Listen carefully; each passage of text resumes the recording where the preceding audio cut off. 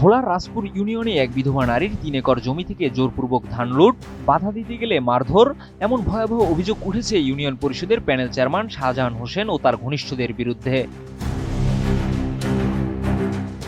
বিধবা নারী বিলকিস বেগমের অভিযোগ, তার ৩ একর জমি থেকে জোর করে ধান কেটে নিয়ে যায় শাহজাহান মেম্বার ও মালেক মিদ্দা। বাধা দিলে তাকে গালমন্দ ও মারধর করে তারা।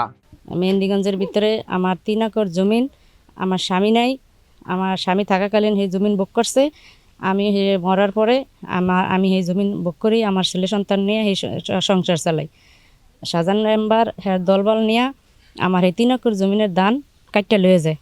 আমি বাধা দেওয়ায় আমার এই মালেক মিদ্দা আমার এই জায়গায় এলোপাতারিভাবে মারধর করে, আমার মান সম্মান নিয়ে আমার গালাগালি করে।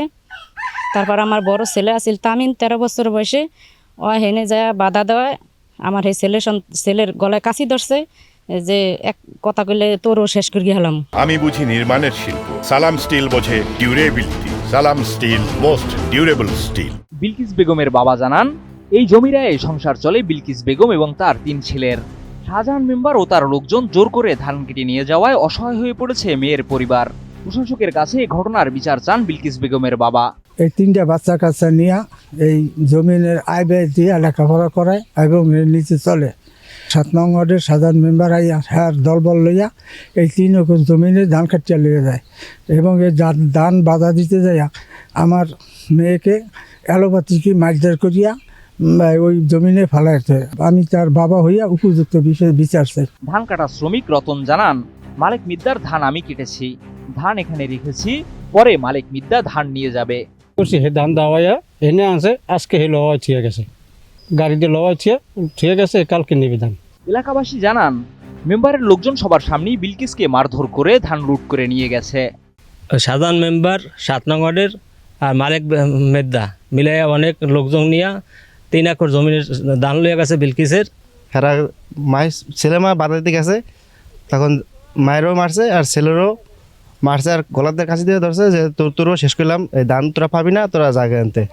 তার ছেলেকেও জবা করতে চাইছে, ওরা ইয়া ধান টান সব লয়ে গেছে।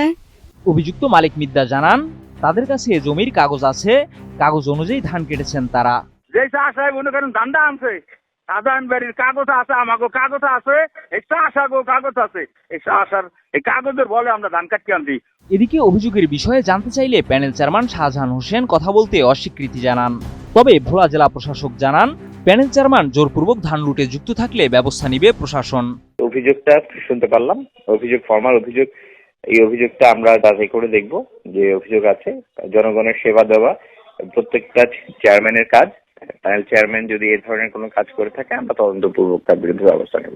শাহজাহান মেম্বারের কাছে আমি 2 চাউল লেগে গেছিলাম, স্যার আমার 2 চাউল দেন, আমার কলাটা ধরিয়া ধাক্কাইয়া হ্যাঁ হালিয়ে দিছে, আমার উল্টাইয়া হালিয়ে দিছে ওই খরুন্দার মধ্যে। হেন্তন এক মাথাইরা আমার টানিয়ে উঠাইছে। এই যে কাঠ আমাকে নিয়ে যা, আমার নিচি পড়তাম 2-3বার নিয়েছি, এবার যদি কাঠ গেছে আর পাই না। ধান লুট ছাড়াও প্যানেল চেয়ারম্যান শাহজাহান হোসেনের বিরুদ্ধে ইউনিয়ন পরিষদের সেবা প্রত্যাশীদের কাছ থেকে ঘুষ বাণিজ্য ও হয়রানির অভিযোগ দীর্ঘদিনের। সঠিক তদন্তের মাধ্যমে দৃষ্টান্তমূলক শাস্তির দাবি ভুক্তভোগীদের। Desk report, ATN news.